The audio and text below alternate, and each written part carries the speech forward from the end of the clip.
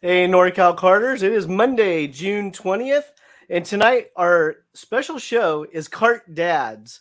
So we're going to talk to a panel of Kart Dads, how they got into the sport, how they got their drivers into the sport, and once again, the chat lines are open. So if you have a certain question for the whole panel or one specific Kart Dad, let us know. And obviously, this is our show because it was Father's Day this past weekend, and yeah, because of my dad, I met some of the best people I could ever cross paths with. So um, it's Father's Day. Well, yesterday was Father's Day, and going back to '94, he's the one that got me into karting, and I've never looked back. I've been in karting in and out in my early years, all the way to actually without my dad, this show wouldn't be here because I wouldn't have taken over NorCal Carters. I wouldn't have met Ashley. She wouldn't have helped me with the show because it wasn't. I wouldn't have known her without my dad. So this whole thing is possible because of my dad. So happy Father's Day, Dad. And then real quick, some note keeping. This weekend, we have a couple of events coming up. We have June 24th through the 26th. California Rock Championship is going to Pat's Acres. So I keep saying it over and over and over again. It's a beautiful track. It's a beautiful facility. It's a fun road trip for NorCal Carters. I mean, it's, anywhere from 6 to 10 hours drive. But what a fantastic track. And we'll ask, our panel if anyone's heading up there for Pat's Acres. But again, that's California Rock Championship. And they're heading to Pat's Acres this weekend. You can find more information at challengekarting.com. Also this weekend, down south is California Pro Kart Challenge at Cal Speed. And then back here in the Sacramento region, the Blue Max Kart Club, they have a club race this weekend. And also, a lot of stuff going on this weekend. Also in Sacramento at Prairie City Kart Track, we are hosting a swap meet on Sunday, June 26th. So it's free to sellers. It's free to buyers. The property itself charges $5 per vehicle to enter the property. But other than that, again, swap meet. It's a karting swap meet this Sunday at Prairie City. So those are my housekeeping notes. And without further ado, let's bring up Ashley. Hey, NorCal. What's up? All right. We're in Sonoma over the weekend. And it was great racing. Of course, we're a little bit biased to our juniors. And we had, I have a couple of shout outs. Let's talk about Chris Martin. Shout out Chris Martin for a great race. And then our friend of the show, Andre Nakur. I think that's how you say his name. Both Jason and I say it differently, so we don't really know which is the correct way. Andre, put it in the chat phonetically so we know how to sound it out. Andre Nackert. Nackert. Like Knacker. Turt. Okay. Yeah. We're gonna have to work on that. And then so CCKRA. We're looking forward to hearing from you guys. We are still looking for a race reporter for CCKRA. So if you race with CCKRA, go to any of the races or anything like that, reach out to us. We're trying to spread the news about them as well. So that'll be awesome.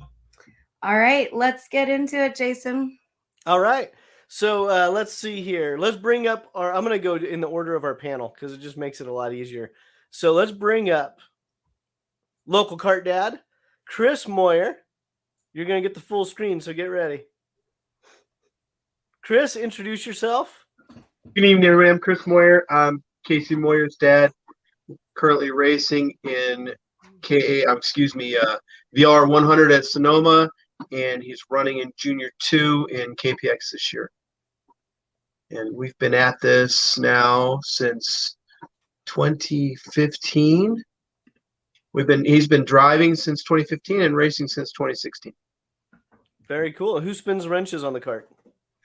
I do for the smaller stuff. This weekend, rock and anything anything rock and above, we usually bring in a mechanic. We had Steve Budelli this past weekend, did a great job. Unfortunately, our engine didn't want to compete for the whole event. Decided it wanted to get old about a third of the way through the main. It couldn't do it in the practice, but Steve did a great job. He's his wrenching abilities are beyond mine, and his tuning abilities are mine are basically nil. So it was very good to have him in the pit. It's we're very fortunate. Cool. Well, thank you for the introduction, and then let's see. Quick shout out support from our team at Speed Sense as well. Awesome. All right, there you go. You got to plug the teams. Let's see. Next up, we will have Eric Altman. Eric, how are you doing this evening? I'm doing great. How are you doing, Jason? I'm doing well. So give our listeners an intro to who you are, who your driver is, and where you race. You got it. I am the proud dad of the 818 Kart, Max Altman at Rock Sonoma. He also ran the Challenge of America series in Arizona at the beginning of the year. Did very well. And he's also running the KPX series out at Prairie City and the various other locations. We've missed a couple of those races, but he's doing pretty well. This is his first season ever in the 4-stroke. And in the 2-stroke, he got started in 2018 after spending a few years doing the electric indoor karting stuff. And they told us he was too good and we needed to move him up. And I'm brand new to all this karting stuff. So it was like, what does that mean? What do we do? And they said, well, you got to go outside, gas engine. And I'm like, okay, who do I call? What do I do? And they had no info for me, frankly. So I just sort of found it on my own. And eventually we got hooked up. We're now also running with Speed Sense Motorsports, Austin Elliott and the rest of the crew. And they have been fabulous to us. And we're doing great. Perfect. All right, we'll bring you back on here in a little bit. Next, we're gonna have let's see here, Carlos Calderon. Hey guys, what's going on? Nothing much. Happy to be here. Thank you for joining us. And who is your driver? Give us an introduce yourself. Yeah. My name's Carlos Calderon. My son is Mateo Calderon. I raced micro last year and then mini this year. We moved up. We're racing at Rock Sonoma and we've raced all throughout the country in various other series. We're having a blast with it. We've been in karting for a while. Mateo's been racing 4 or 5 years now. We're having a blast with it. All right. What chassis are you on? What team do you race for? Yeah, we're on Aluminos here locally. We have been since we started. I've been running with Aluminos forever. We're doing USPKS this year, and we're running Nitro there. Nitro's been great. So we're kind of hopping back and forth. Very cool. That's awesome. And let's see here. Next up, Mark French. Mark, how are you doing this evening? Hey, good, Jason. How are you? I'm doing well. Thank you for staying late for us. So for those who don't know, are you in Texas right now? In Texas, in my shop. Yep. So you're 2 hours ahead. So give everyone an introduction. Who is Mark French? So I'm Mark French. I'm Jake French's dad, and we run Pro Tour, rock stuff. We run all over the world in shifter carts. Very cool. Who spins the wrenches for your kid? Me. You. Yep. Who owns Full Gas Motorsports? So Full Gas Motorsports is me. That's a Texas-based go-kart shop. We a little bit different in Texas for me, for Full Gas. We don't have a race team. Basically, I show up to our club races and regional races and support the local guy. Support the guys that don't want to be under a team. My goal to all of the privateers and stuff is to teach them what I've been, taught and learned over the past 18 years and to try to speed up their learning curve and work, primarily with the dads and the drivers on bridging a relationship and showing them, how I've done it with Jake over the past 18 years and help everybody out. Very cool. And what chassis are you and Jake on? Birel Art. Birel Art. Yes. And Mark is also rescheduled from our Birel Chassis 101 show. So luckily we have Jake French's awesome dad here as well. Yep. So if you have any technical questions, put them in the chat lines. Yeah, put them in the chat. He's back from Birel. Yeah, absolutely. I'd love to answer any questions you guys have. And I'm also curious in the chat lines if anyone has a question on how do you manage your kid. You can put that in the chat lines too. We have an open forum here on NorCal Karters. And so we'll come right back to you, Mark. And last but not least, we have David Welsh. And real quickly, we have to give you a shout out because one of our main contributors to this show, his name is Ridgely. You probably know that driver. That's my son. That's your son. My son. So, thanks for having me on the show. I'm a proud dad of Ridgely. We've been in the karting scene probably, I think we're into our fourth year. We got into it started out at K1 Speed.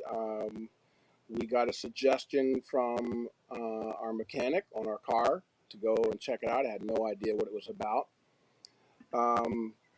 But Ridge took to it right away, did really well there. Was winning so much that we decided to look further. We saw Scusa on TV and we're like, well, how do we get into this?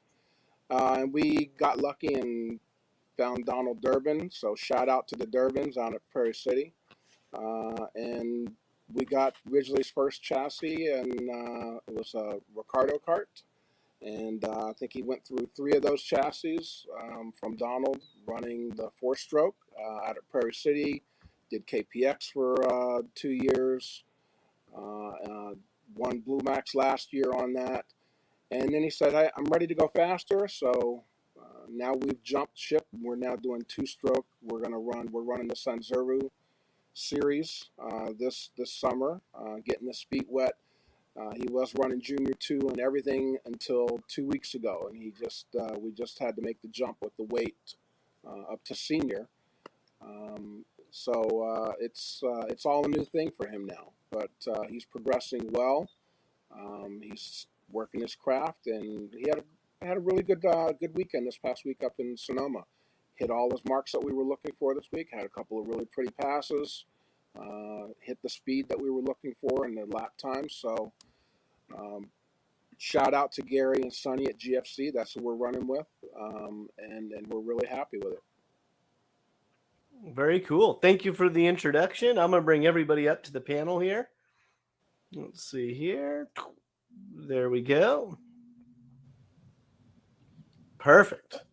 All right. So thank you all for joining us tonight. We do appreciate it. And again, those that are listening, we have an open panel.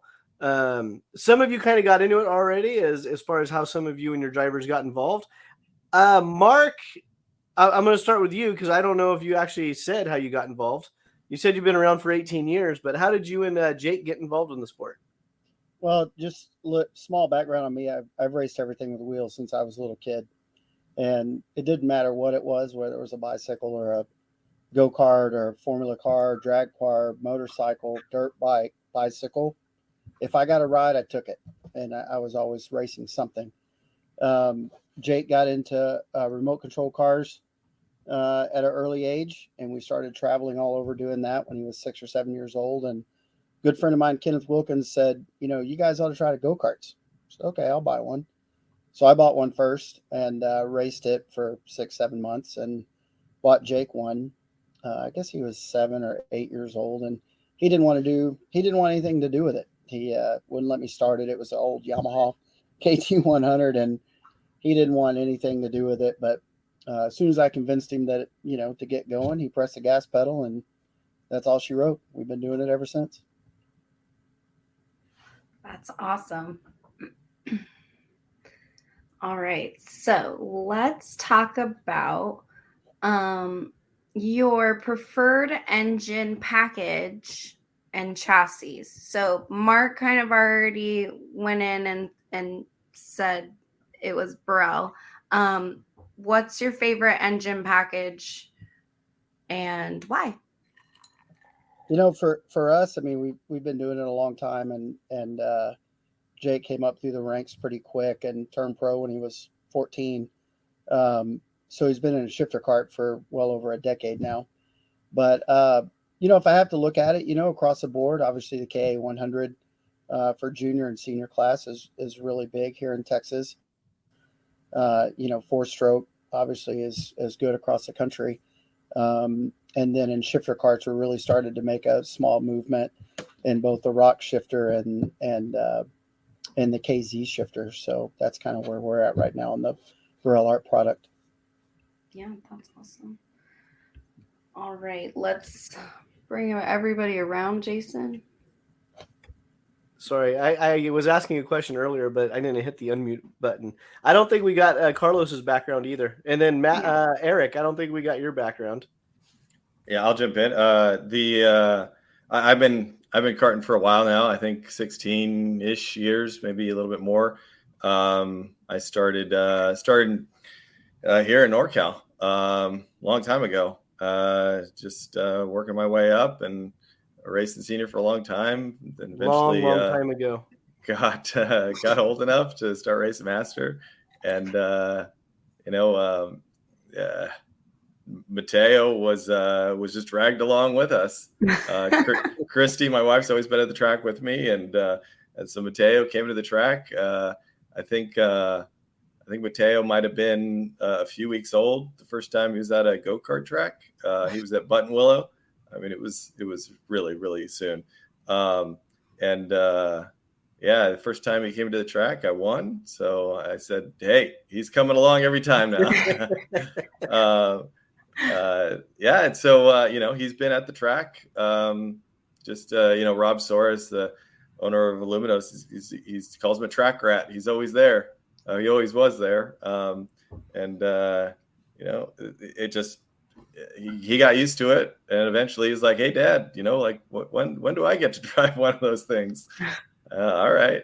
Let's see what we can do. And so we got him in one, and he's been going ever since. Very cool. That's awesome. And then Chris, I don't think we got your story on getting into the sport. There we go. Now we got a mic. Yeah. So coming as green can be, I grew up enjoying motorsports on TV. As a young man in my 20s, I was a huge fan of big fan of Formula One, and really developed an affinity for Porsches, and really got really enjoyed watching their dominance in the 80s and in endurance racing. I was working as a pile driver on the Napa Flood Control Project a bunch of years ago, before Casey was even born, and I was commuting back and forth to Marin, and I would drive by the track, and somehow I got wind of the fact that you could buy gas at Sonoma, and it was convenient. I went there, and I found the gas was kind of subsidized, I think, by the race fuels, a little cheaper than everywhere else. I would go there and pump gas and watch the guys on the track practice. One day nobody was on the big track, but I heard this buzzing sound behind me, so I drove up the hill, and I saw these carts, and I was like, ooh, and it just kind of filed that away. And Casey comes along, and I think he was 4 years old, and one day I just said, hey, you want to go for a ride? And he's 4, right? So what do they say when they're 4? So we went to the track, and we went and I saw a picture from sitting behind him right there, those stairs up to the scoring booth. And some people were on track practicing. I think it was a shifter and a cadet. And he was looking, and I said, does this look like fun? You want to try this? So I started looking online, Craigslist, eBay. I found this cart on eBay, a little kid cart. It had a Comer on it already. The guy wanted $900 for it, but it was in Florida. So I messaged the seller, hey, how much do you think you could get that to California for? He says $100. I'm like, really? Yeah. So I bought it. He put it on a pallet, wrapped it with saran wrap, sent it out here. And that was, that's how we got started. And I just figured out how to start it and everything. And similar to Mr. French, the first time he sat in it, I said, here, push this, it makes the sound, and it's so loud when you're standing next to it. And I'm revving away, and I'm doing the pedal for him. And I'm not looking at him. My wife's like yelling at me, banging on my shoulder. It's like, what? It's like he's in the street just screaming. He's just like terrified. But he got used to it, and he enjoys it a lot now. So yeah, just like I said, coming to it green and learning along the way. A lot of help from some, the community. Everybody's so willing to help and everything.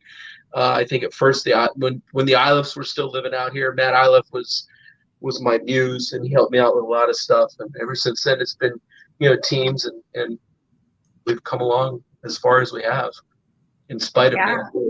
And speaking of teams, your team owner right here, it's been awesome to watch Casey Moyer fine-tune his racecraft. We're very proud of him here at Speed Sense.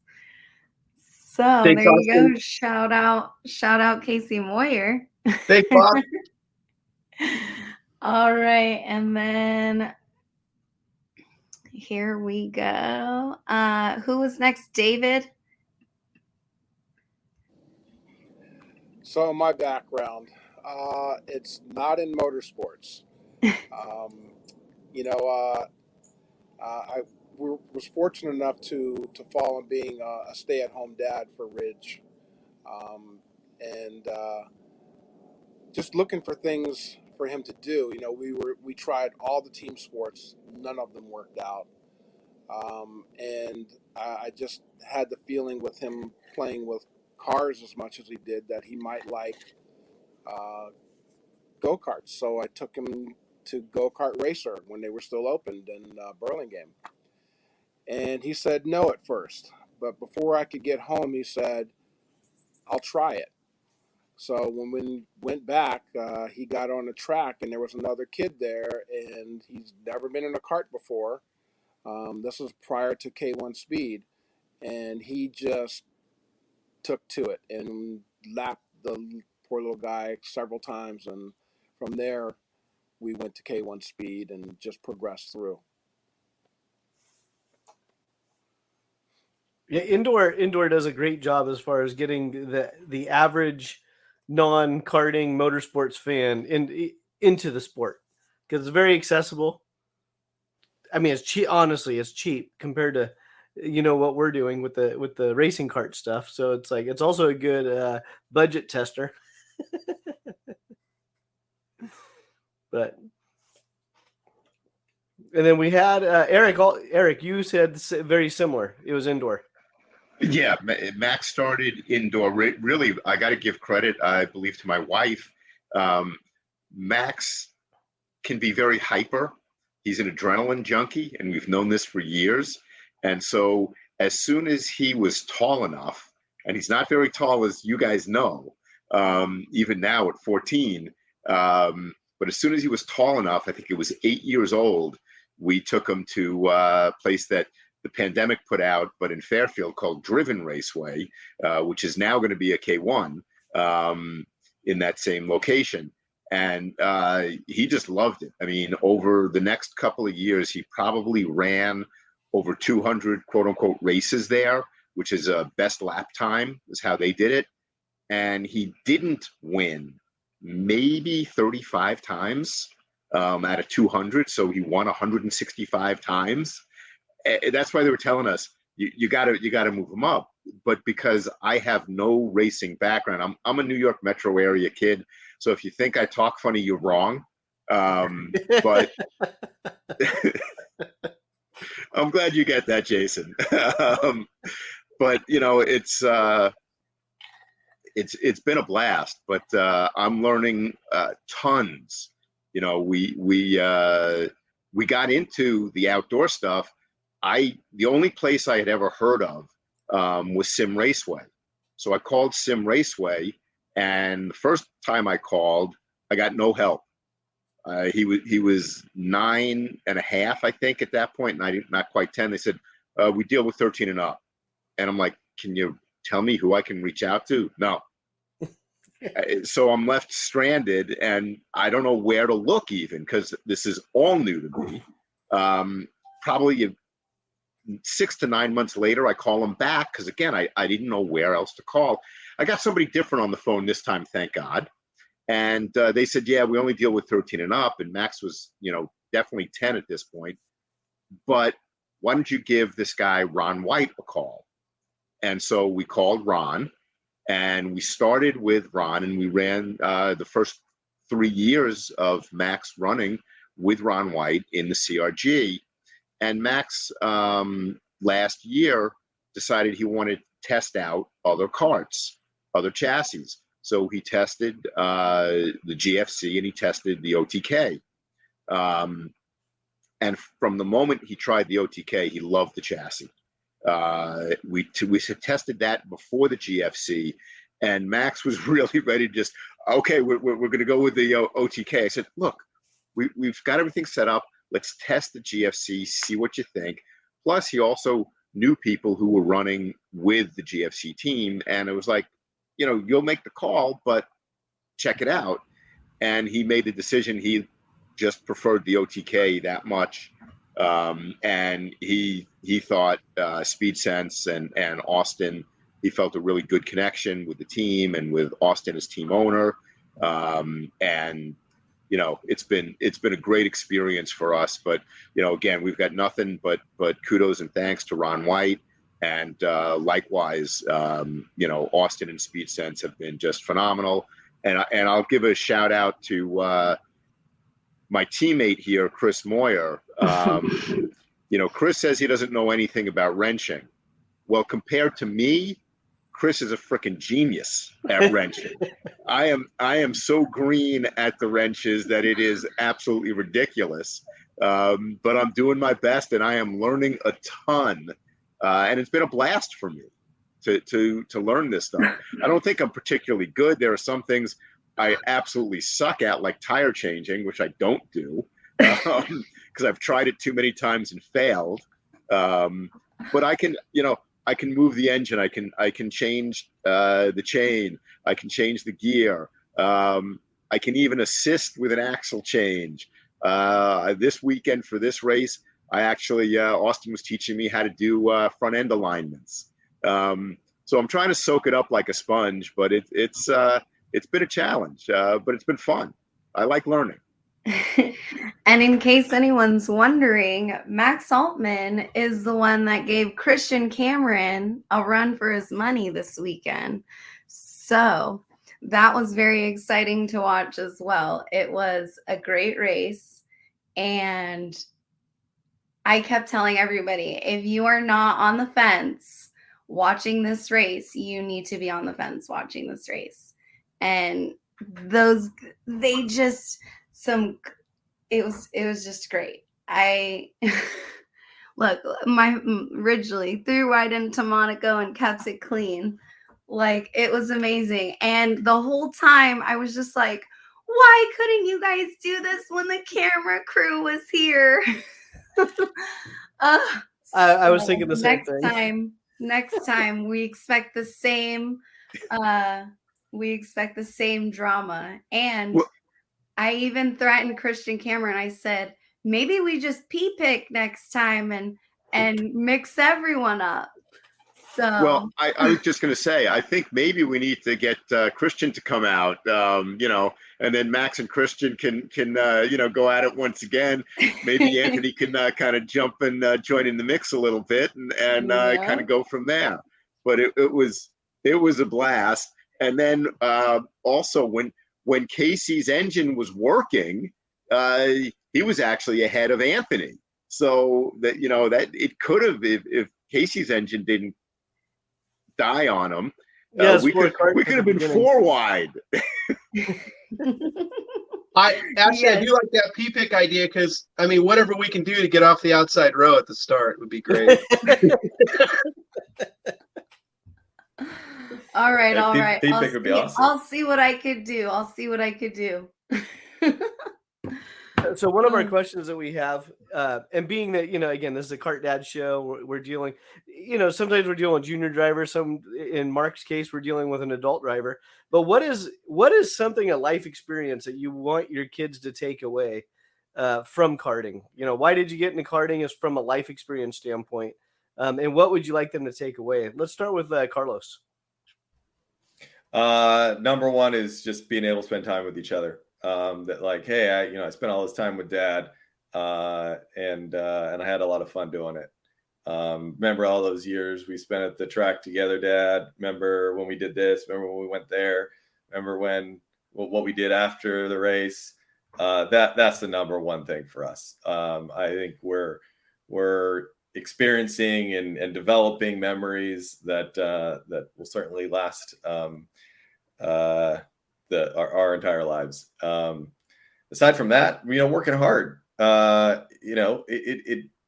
think that can go so far in life. And if I can instill that, it doesn't matter how well you're doing or what the outcome is as long as we're working hard at it, then that's what's important. And I think, that'll serve them really well in life. So I think those are the two most important things, at least to me. I did have a question come in specifically for Carlos that I think I'm going to ask him now. So it says, do you get nervous when you have to watch your kids make mistakes that you know better than to do because of your karting experience? I don't know if I get nervous. I get frustrated, perhaps, where I with my experience, I can see it coming sort of like a mile away. Like, oh, this is going to happen, that's going to happen. So this is what he should do, and then he does something else. And so yeah, it can be a little frustrating at times, but that's the whole process, right? Like we can't skip the process, and the process is half of the fun. So it's fun to see him, develop through that. So like, hey, this happened, and this is what you should have done. And the next time it happens, he does the right thing. That's really satisfying. So, the frustration is short, and the satisfaction is long, I think. All right. So let's follow up with Mark French. Same question for you, because now, how old is Jake now?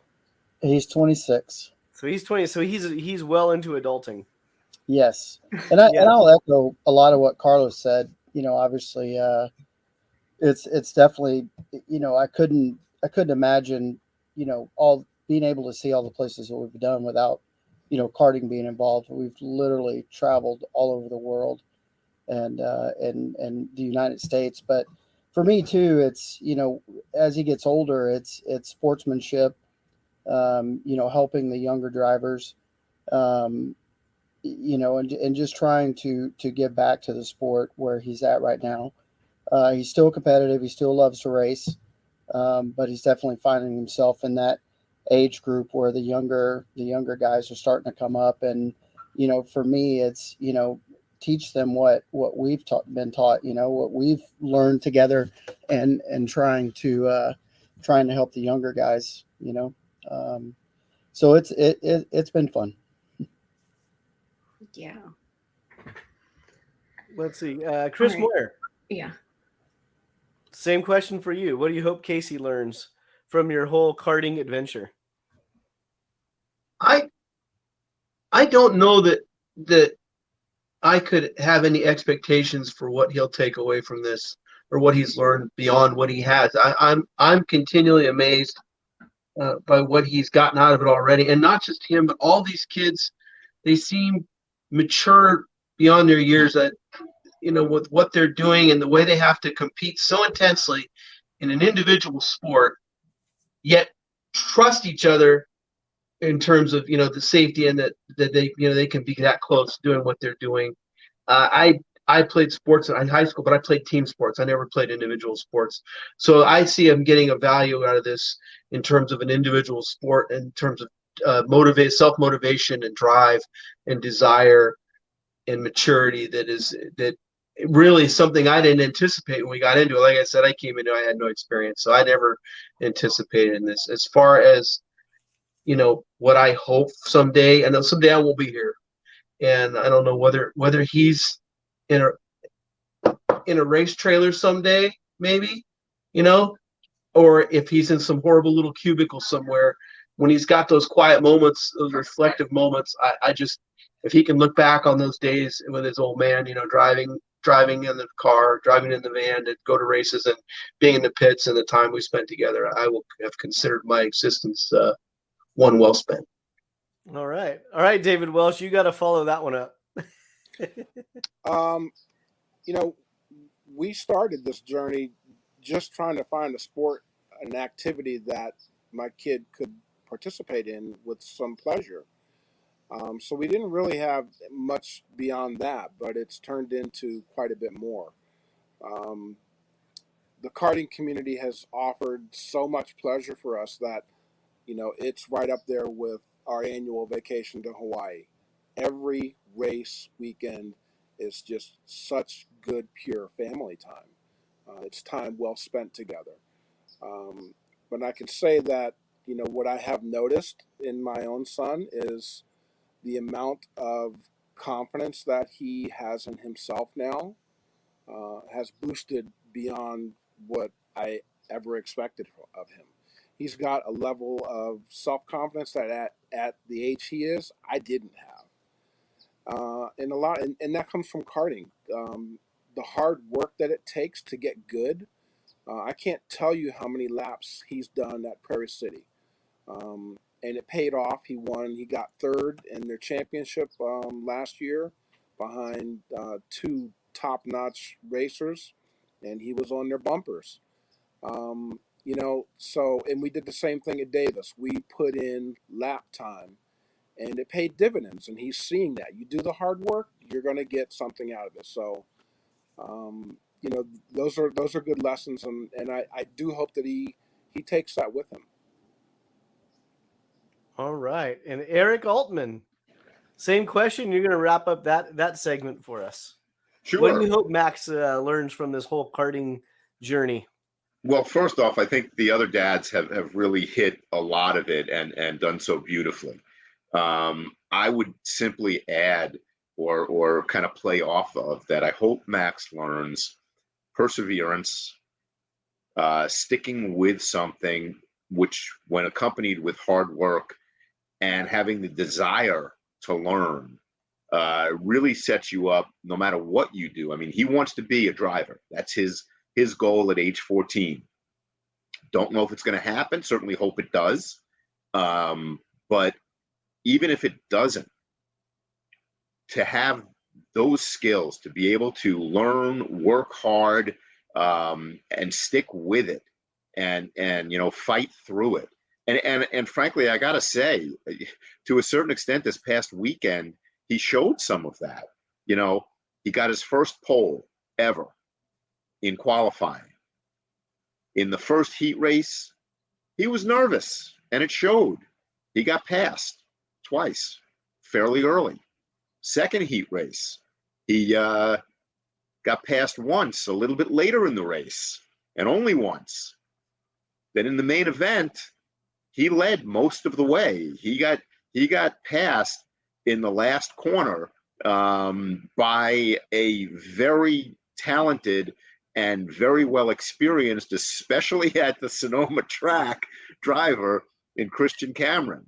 And, so it just the learning that he showed over, the course of a day, it's made me very proud of what he's doing. It was just pretty phenomenal to see, see that. And I believe that he is learning that the hard work and perseverance and just the wanting to learn and improve and get better is that's the key to success, whatever it is you're doing. Absolutely. Let's see. I'll bring everyone back up here. Gear Nuts.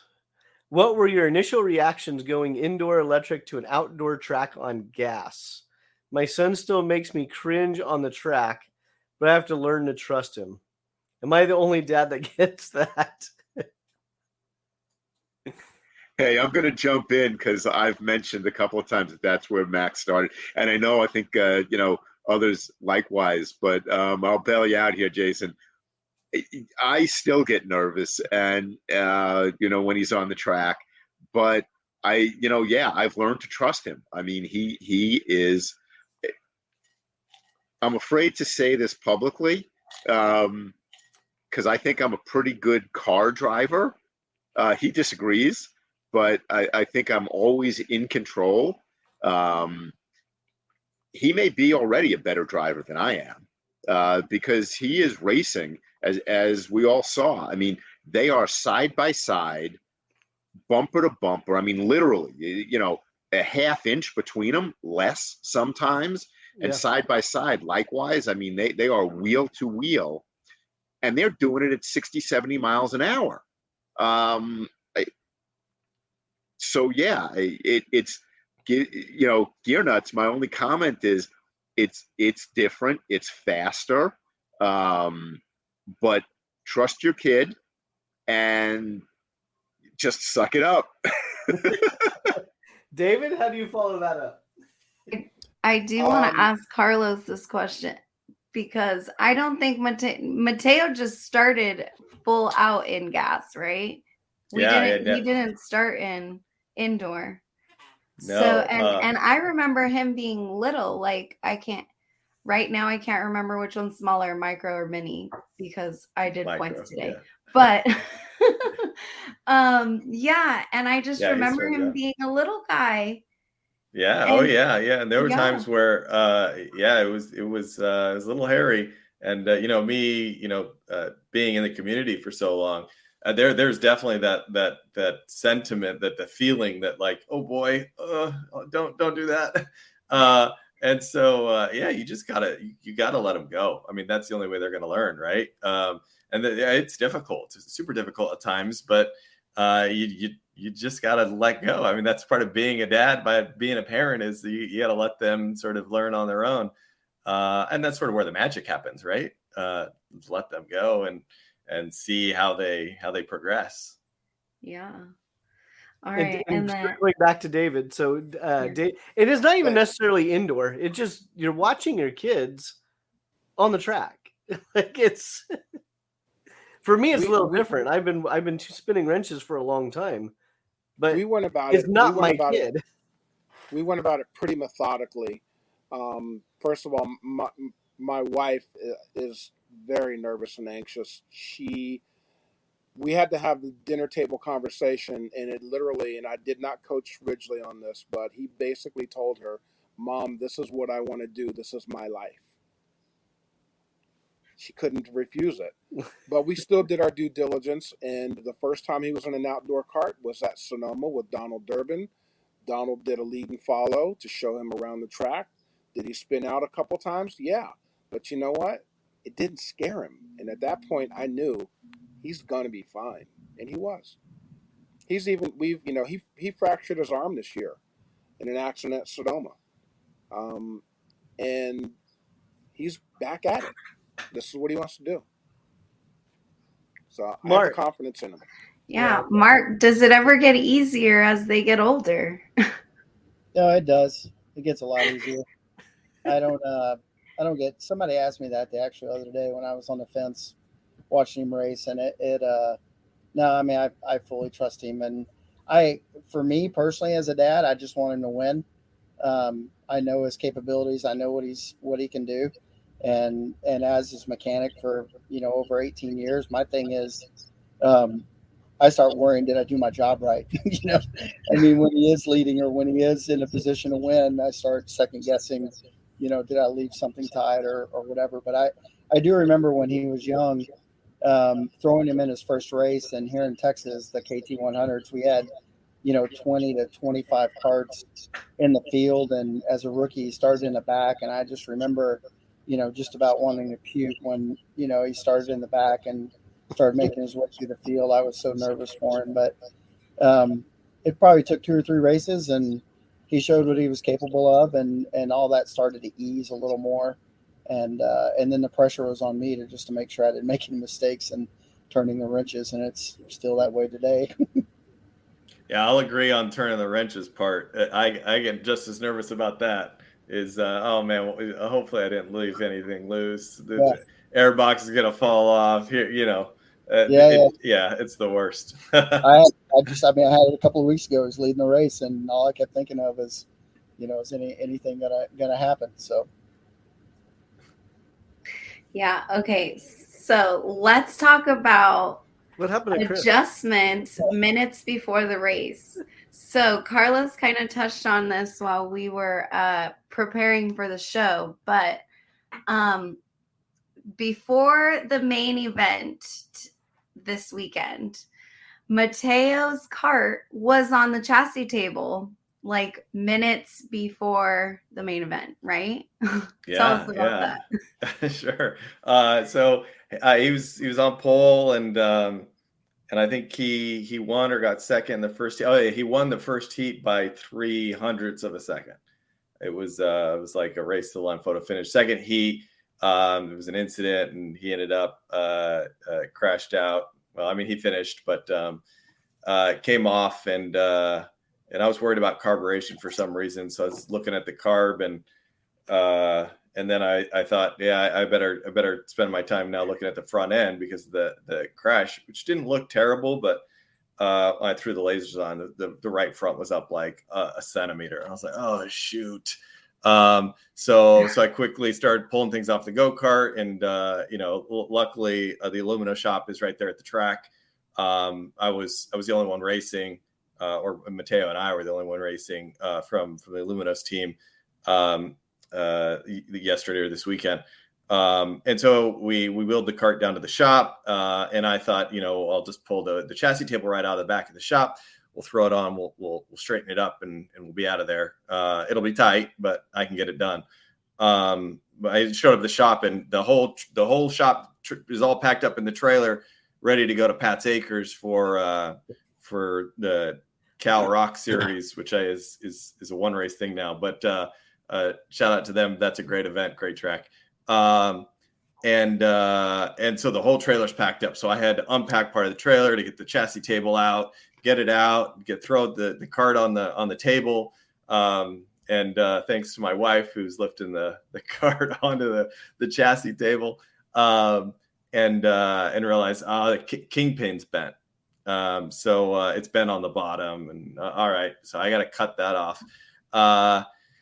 Go to try to find the angle grinder. Angle grinder's packed up in a cabinet, and it's in the trailer. It's stuffed up against with carts, so I can't get to that.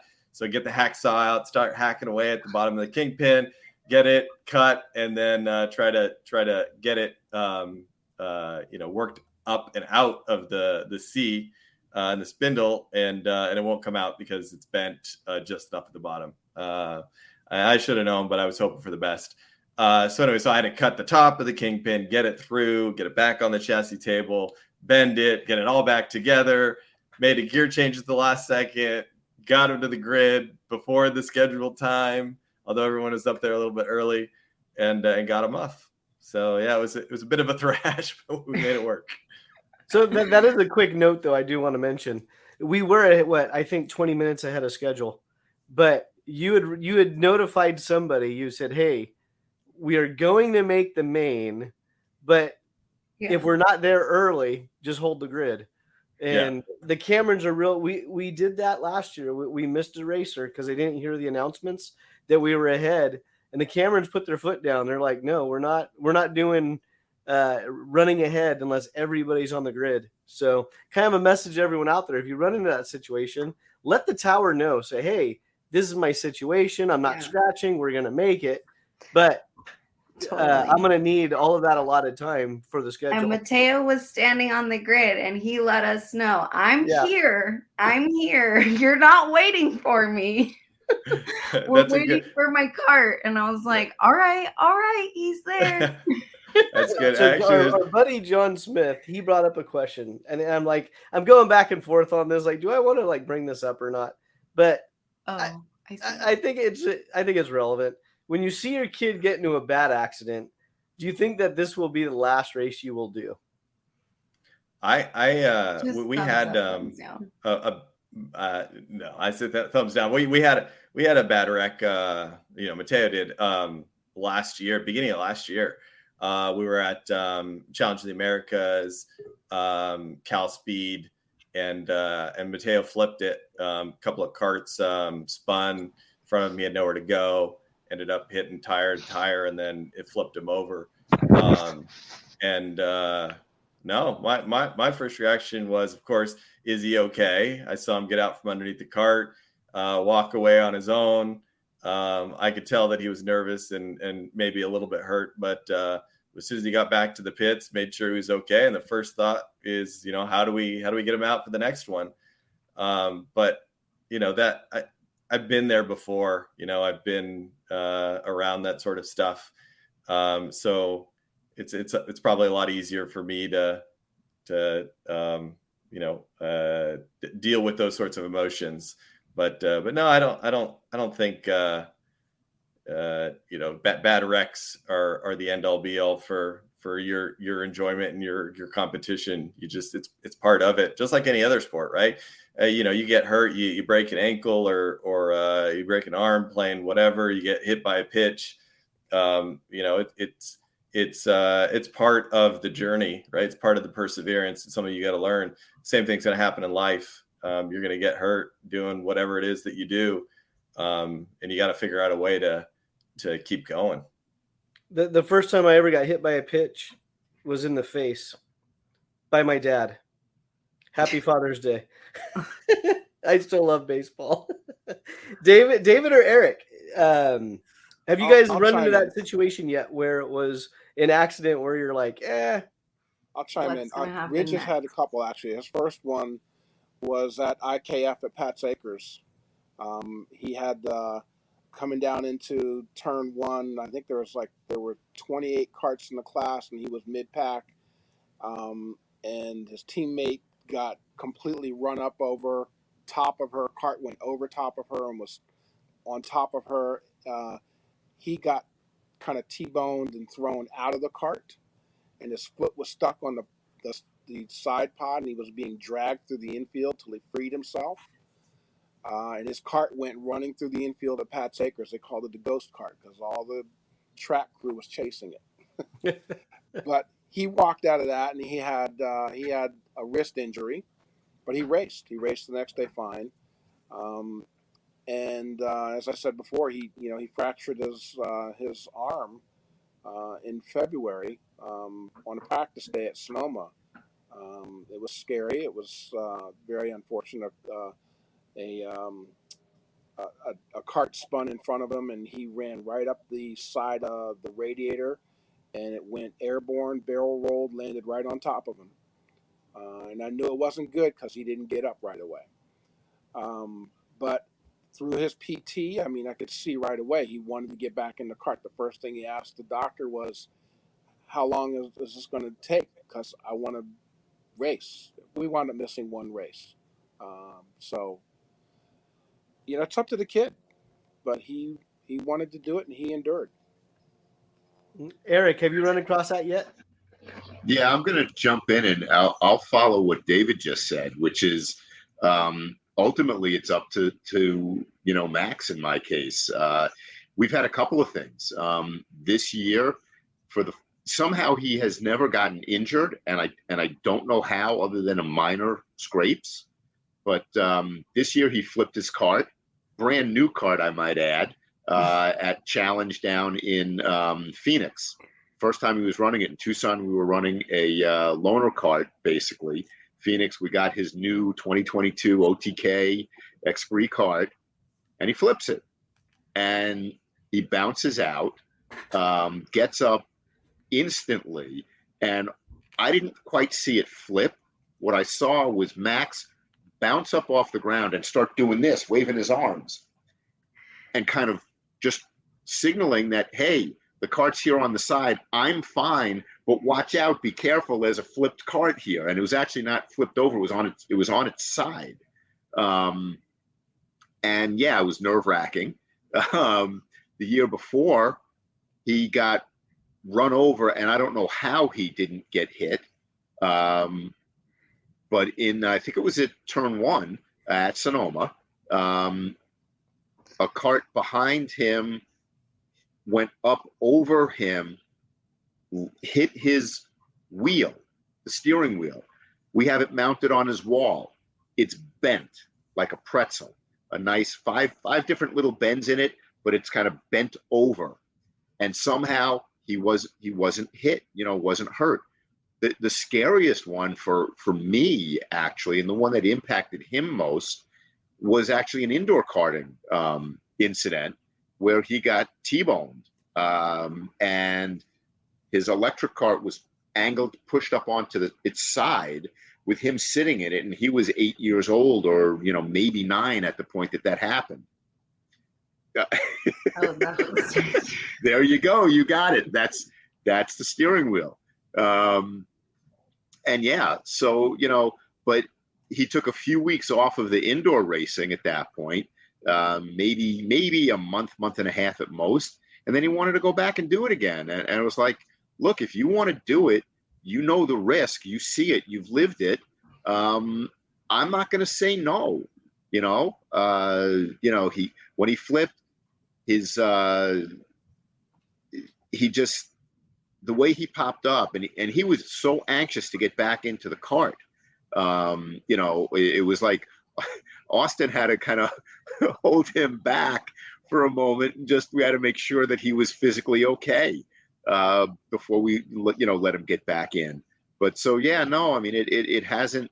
I think that question might impact the moms more than the dads, to be honest. Not to be sexist here, but I think the moms might get a little more nervous. The dads are like, hey, look, you get bumps and bruises, and that happens, and you just bounce back from them. So it's Max's call. As long as he wants to keep going, he's going to keep going, as long as I can afford to keep him in it. Hey, Chris, you still with us?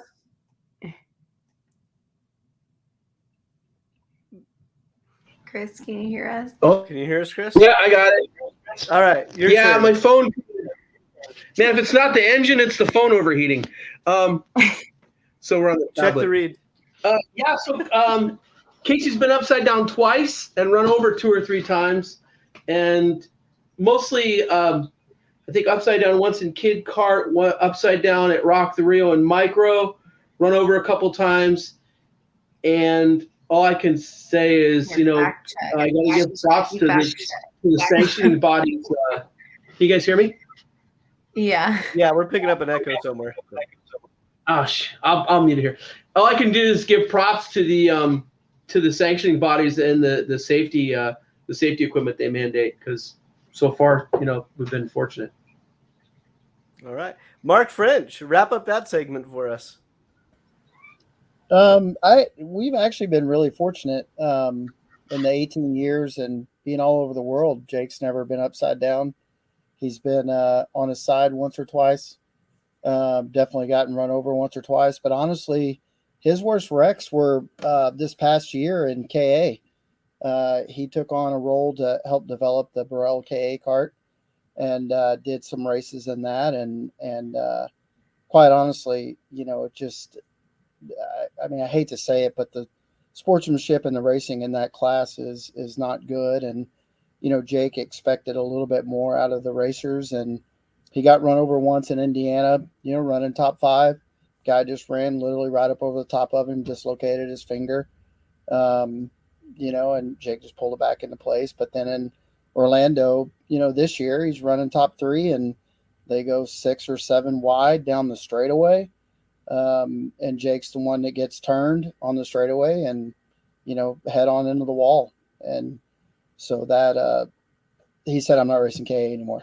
So, which is bad, and hopefully that can, get a little better. But we've been very fortunate that he's, and, over the past 10 years, other than the KA stuff, he's pretty much raced the top guys for the last 10 years, and they all know each other really well, and they all challenge each other to the nth degree. And, they play the game of chicken quite a bit on the breaks. But fortunately there's no bad accidents in there. Yeah. And I find that an interesting perspective with Jake running shifter for so long.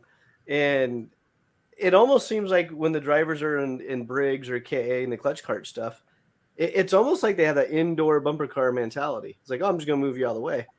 And there's some very, very skilled drivers in the tag stuff. And there's more skilled drivers in tag than shifter currently. But you look at the guys in shifter and it's like there's just an unspoken mutual respect. Like, hey, we're in race vehicles. Let's not go kill each other. Well, for me, what, and I may be speaking out of turn here, but they, most of the organizations in shifter let them self-police each other a little bit. And what I mean by that is, as long as it's not a malicious, put yourself into the wall kind of thing, the boys, and I'll call them the boys, there's probably 5 to 10 of them, men actually, they take care of themselves. If you do one of them wrong, and they feel you did them wrong, well, you're going to get wrong back the next race.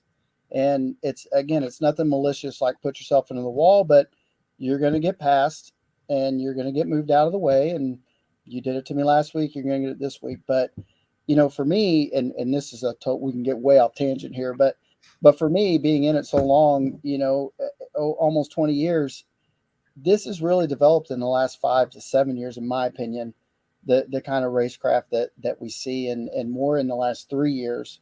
And I don't know where it's being taught or what's happening. Maybe it's because the bumpers are bigger and there's more safety around it. And like you said, Jason, maybe it's a little more the indoor karting, and there's more bumpers and stuff that people think they can rub and touch more. But, there's been, listen to all you guys, most of you have been in this 4 years on this panel, maybe 4 or 5 years at the most. And all of you dads have experienced flips, been in it 18 years, and, my kid's never been upside down. So I don't know, it's just, for me, that's what I see. And I hope, I think, Jason, you probably saw the thing that went out today, with all 3 organizations binding together. I think that speaks volumes for the sport. I hope something could be done, but, with that. But again, I get way off. I saw videos too, and it was like I couldn't believe it. Like that's not racing. It's not racing. Yeah. But I think the three big organizations getting together speaks volumes for the sport, and I hope that sends a message, to some of the drivers and teams that that's kind of stuff's not going to be tolerated anymore. But anyway, I saw that press release. I think Scusa sent it out first, and I saw the press release. Like that's good. Like they need that. Yes, because that way you just don't have people hopscotching and say, "Oh, all right, I'll just go run over there. I'll go run." And it's like, well, now you don't have a place to run, and the teams are going to think about that as like, "Oh, wait, now I just lost a customer. I can't just take them to the next series. Nope, I just lost the spot." Right. Yeah. Jason, do you want to pull up that press release? And then while Jason's doing that, does anybody have any other kind of thoughts about that? I think it's a great thing for the sport. Honestly, it is a long time coming. We've needed it for a really long time. I mean, we've never really had a proper ASN, an ASN that can establish rules throughout all the series in the U.S. And it's long overdue. And what happened in Utah, from what I hear, because I wasn't there, should never happen. But we do need to sort of understand some of the details that are of how this is going to come together, and how they're all going to cooperate, all the 3 series, and what it means exactly. To back up just a little bit to what Mark was saying about respect, and particularly in K. I think in shifter there's a prolonged history amongst drivers that really helps. It's not just I'm showing up to the track and I'm going to race 50 guys that I've never heard of or seen or raced with before. And you'll see something similar in the top level X30 and KA, where there is some history there and they do race each other better. You get to the midfield and to the back of both KA and X30, and it's atrocious. I mean, it's terrible. Jake, who was doing awesome in Orlando, got spun at the front of the field. But again, there's less consistency amongst entries and drivers there. There's not the prolonged history and relationships that I think are needed to be able to race people with respect. Because racing someone with respect, it takes, as you know, in the common saying is that you have to give and take. It's the taking part. It's the giving part that's the hard part. And so giving to somebody that you don't know is difficult to do. And so if you have that relationship with somebody or with a bunch of people, it's a lot easier to give. Yes. And so, thank you, Shirley. So the press release that we're talking about is the official statement from Rock Cup, SCUSA, and USPKS. They're going to be coming out with some new guidelines and stuff for sportsmanship and for attendees and drivers alike. So we're gonna again, we'll let you know if we hear anything about that. But it was released today, and we're all kind of waiting to see what comes out of this. Sounds like over the next couple of days they'll have more details and stuff going on. And it's readily available on the SCUSA website, Facebook. I first saw it on Kart Chaser. They're pretty on top of it for that kind of stuff. We don't want to bring it up to put a downer on the situation, but at the same time, we kind of crept that direction anyway. And it is good to see. It is good to see that there's actually unity for once in a very long time in karting between the big organizations. Hey, at least it's one thing. We'll start there. So yeah.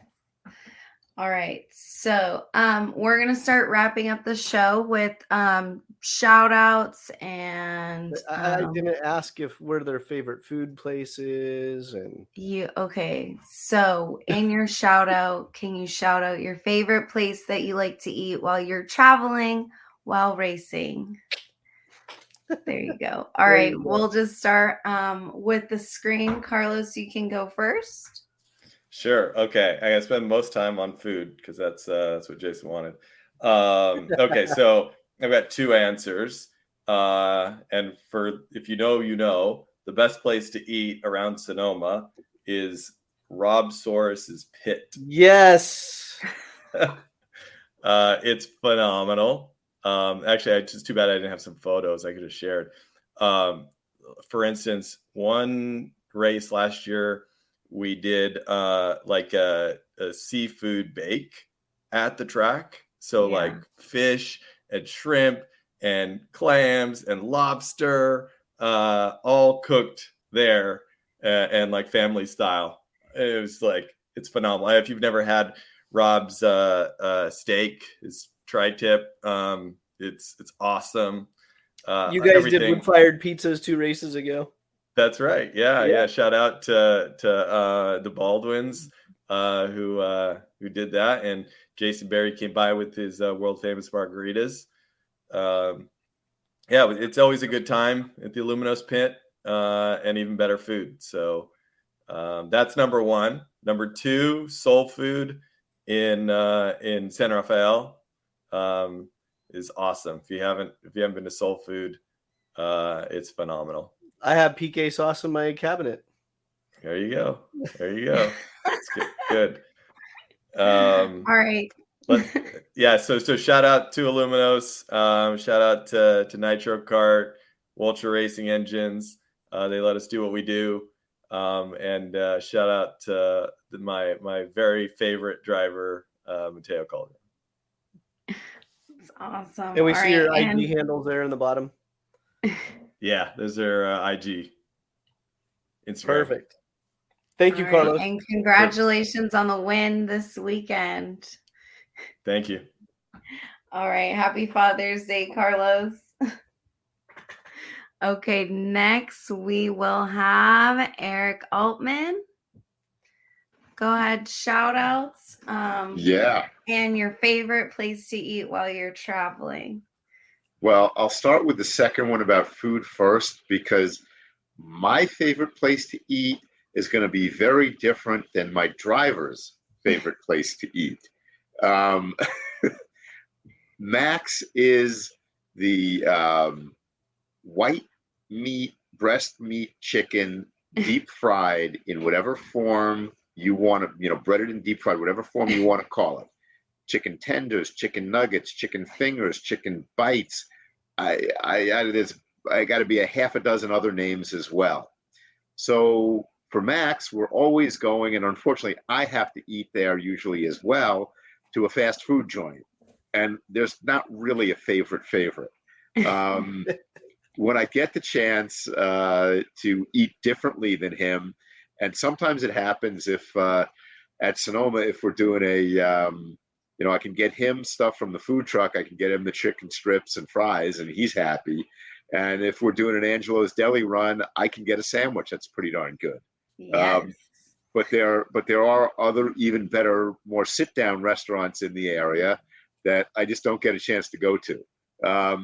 So now on to the shout-outs. Big shout-out to the Speed Sense Motorsports team, Austin Elliott as a team owner and driver coach and so on, Nathan Lavery, Mitchie and Grant, and the other families who are part of the team have also been an absolute pleasure. Particularly the Moyers. I mean, we've become friendly. Max and Casey are buds. The Iserts on the team, likewise. The Hodges. I mean, it's just been a great team. Great families. Also, shout outs to my wife for not freaking out, and to my son Sam, who has no interest at all in karting, but is an amazing, wonderful kid. And then to my driver, Max. He's learning and growing leaps and bounds, and I'm thrilled to see it. And it's been just fabulous. And others who have come in and helped even periodically with the team, who've given me pointers, from Ben Calvo and Steve Bedelli and some others whose names are escaping me at the moment, but really appreciate the advice and guidance in terms of the wrenching, which is something I'm really trying to learn, but I've got a long way to go. All right, Eric, thanks for hanging out with us. Happy Father's Day. All right, next we'll go with Mark. Go ahead, shout outs and favorite place to eat while you're on the road. Well, I'll go with the food thing first too, and Jason knows this. So margaritas, Mexican food, doesn't matter where. And that's the same thing with Jake too. So we're always on the hunt to find a good Mexican food place, no matter where we're at, across the world or United States. Shout outs, PSL Karting, Birel Art, obviously. Congratulations to Birel Art for going 1, 2, 3 in the last European Championship race, which was pretty cool. And also Full Gas, my business, and appreciate you guys having me on. Thanks for making the time, Mark. I know you're 2 hours ahead. Yeah, no worries. This got me out of working in a shop late, so it's good. All right. Well, thank you for joining us, and happy Father's Day, Mark. Thank you. All right. Next, we'll go with David. And there you go, sir. I'll hit the food places up first as well.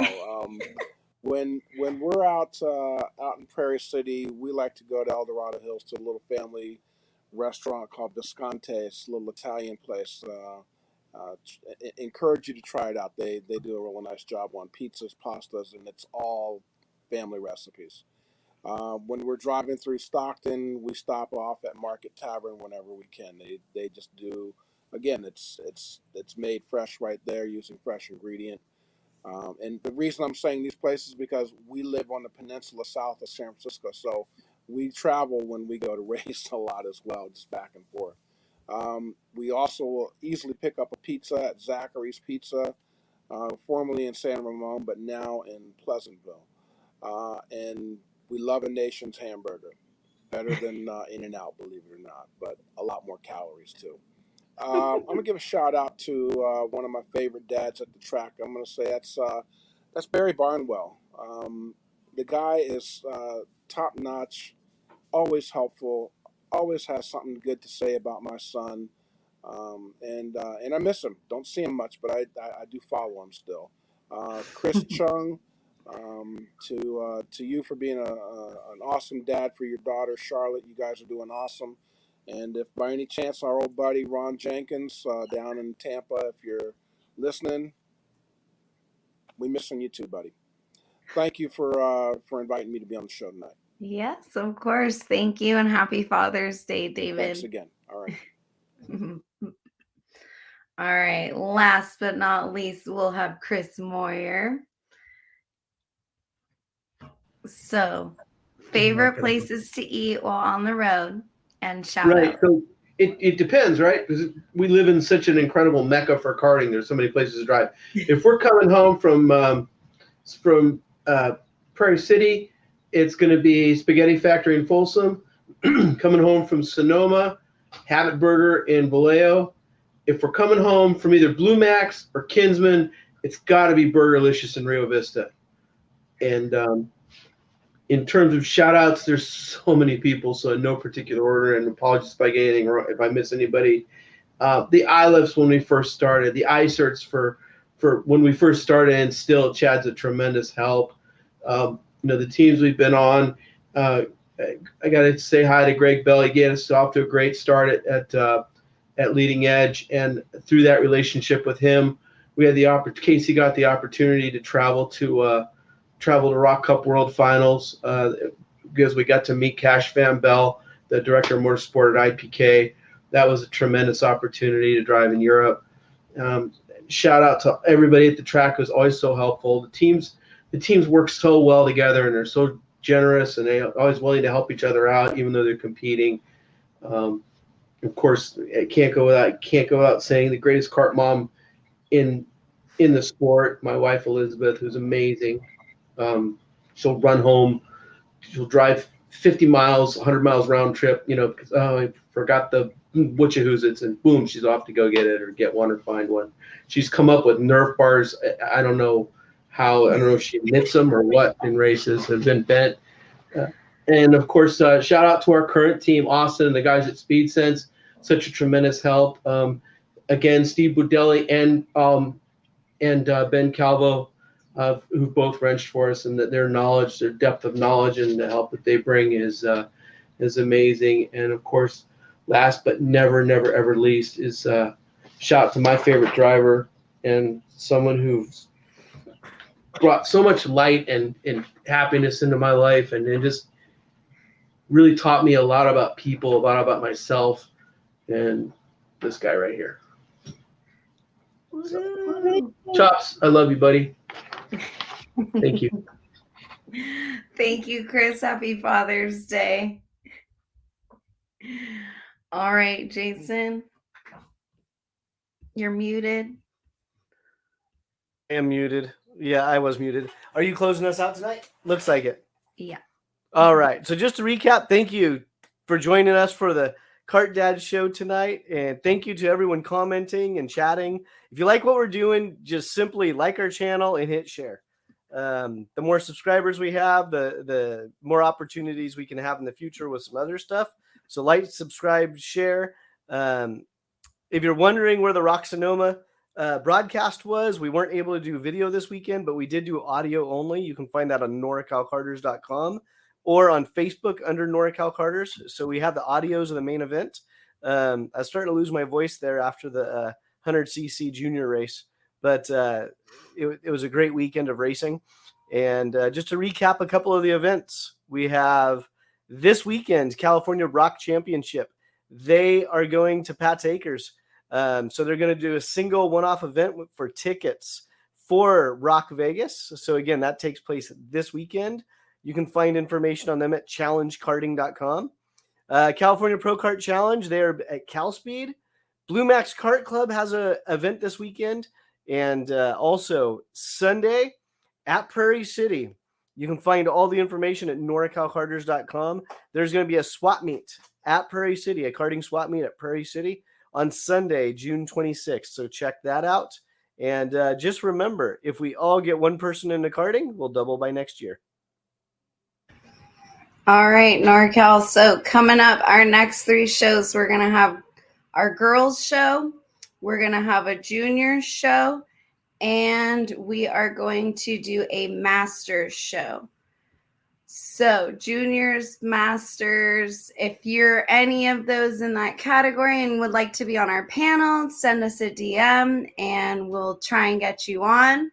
Once again, thank you to all of our Kart Dads that have joined us tonight. And as always, if you want to talk about karting, come on my show. Peace, NorCal.